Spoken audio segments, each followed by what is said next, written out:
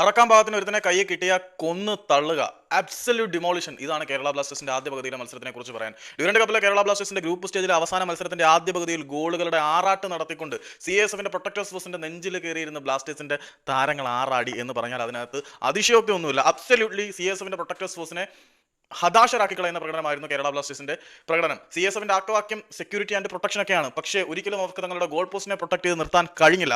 അത്രമാത്രം ഡോമിനേഷൻ ഉള്ള പ്രകടനം കേരള ബ്ലാസ്റ്റേഴ്സിൽ നിന്നും ഉണ്ടായി. അതുകൊണ്ട് തന്നെ ആദ്യ പകുതിയിൽ തന്നെ 6 ഗോളുകൾ പിറന്നു. അതിനപ്പുറത്തേക്ക് ഗോളുകൾ പിറക്കാതിരുന്നത് CSFന്റെ ഭാഗ്യം എന്ന് തന്നെ പറയാം.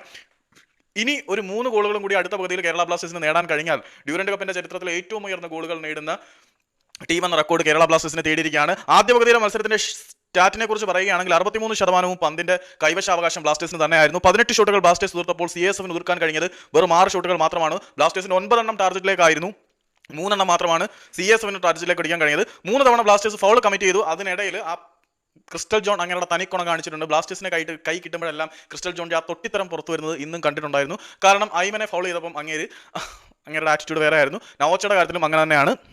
ഓക്കെ, അതുകൊണ്ട് CSFന് ഫൗളും കാര്യങ്ങളൊന്നും വിളിച്ചിട്ടില്ല. കേരള ബ്ലാസ്റ്റേഴ്സ് 5 കോർണറുകൾ വിൻ ചെയ്തപ്പം CSF വിൻ ചെയ്തത് ഒരേ ഒരു കോർണറാണ്. ഓഫ് സൈഡ് ട്രാപ്പിലേക്ക് 2 ടീമുകളും പെട്ടിട്ടില്ല എന്നുള്ളതാണ് എടുത്തു പറയേണ്ടത്. പിന്നെ യെല്ലോ കാർഡുകളും റെഡ് കാർഡുകളും പിറന്നിട്ടില്ല എന്നുള്ളത് എടുത്തു പറയേണ്ട ഒരു മത്സരം തന്നെയാണ്. കേരള ബ്ലാസ്റ്റേഴ്സിന്റെ ലോക്കൽ ബോയ്സ് ഒരു രക്ഷയില്ലാത്ത പ്രകടനം കാഴ്ചവെച്ചു എന്നുള്ളത് തന്നെയാണ് ഇന്നത്തെ മത്സരത്തിന്റെ സവിശേഷത. ഒരുപക്ഷെ ഡ്യൂറന്റ് കപ്പിന്റെ ചരിത്രത്തിൽ ആദ്യമായിട്ടായിരിക്കാം ഒരു മത്സരത്തിൽ തന്നെ ഇരട്ട സഹോദരന്മാർ ട്വിൻ ബ്രദേഴ്സ് ഗോൾ സ്കോർ ചെയ്യുന്നത് എന്നൊക്കെയാണ് കമന്റേറ്റർ പറഞ്ഞത്. ആദ്യ പകുതിയിൽ കളി അവസാനിക്കുമ്പോൾ 44-ാമത്തെ മിനിറ്റിൽ അസർ കൂടി ഗോൾ പട്ടികയിൽ ഇടം പിടിച്ചതോടുകൂടി കേരള ബ്ലാസ്റ്റേഴ്സിന്റെ ഗോൾ നേട്ടം എതിരില്ലാത്ത 6 ഗോളുകൾക്ക് മുന്നിൽ നിൽക്കുകയാണ്. കേരള ബ്ലാസ്റ്റേഴ്സിന് വേണ്ടി മത്സരത്തിന്റെ തുടക്കത്തിൽ 6-ാമത്തെ മിനിറ്റിൽ ഒരു ക്ലിയർ ഹെഡറിലൂടെ പെപ്ര ഗോൾ നേടി. ആ ഒരു ഹെഡറിന് അത്ര ക്വാളിറ്റി ഉണ്ടോ എന്ന് ചോദിച്ചു കഴിഞ്ഞാൽ പവർ കുറഞ്ഞൊരു ഹെഡർ ആയിരുന്നു. CSFന്റെ പ്രതിരോധ പാളിച്ച മൂലമാണ് ആ ഒരു ഗോൾ കയറിയത്. പിന്നെ രണ്ടാമത്തെ ഗോൾ 12-ാമത്തെ മിനിറ്റ് ആകുമ്പോഴത്തേക്ക് നമ്മുടെ 9-ാമത്തെ മിനിറ്റിൽ നവോച്ച സിംഗ് സ്കോർ ചെയ്തായിരുന്നു.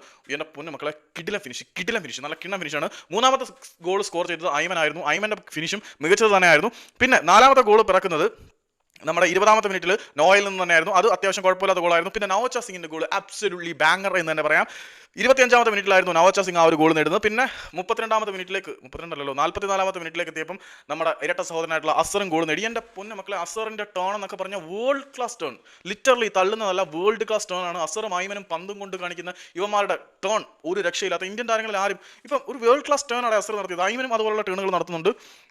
പക്ഷെ അസറിന്റെ ടേണിന്റെ ക്വാളിറ്റി എടുത്തു പറയേണ്ടതാണ്. ആദ്യ പകുതിക്ക് ഇടവേള വിസിൽ മുഴങ്ങുമ്പോൾ കേരള ബ്ലാസ്റ്റേഴ്സ് 6 ഗോളുകൾക്ക് മുന്നിലാണ്. പിന്നെ ക്രിസ്റ്റൽ ജോണിന്റെ നെറുകേടിനെ കുറിച്ച് ഞാനിപ്പോൾ പറയുന്നില്ല. ഫ്രെഡി ലാലങ്മാവിയെ ഭയക്കേണ്ടത് തന്നെയാണ് എതിരാളികൾ. അതിനെക്കുറിച്ചൊക്കെ നമുക്ക് വിശദമായിട്ട് കളി കഴിഞ്ഞ ശേഷം വിശാലമായിട്ടിരുന്ന് തള്ളാം.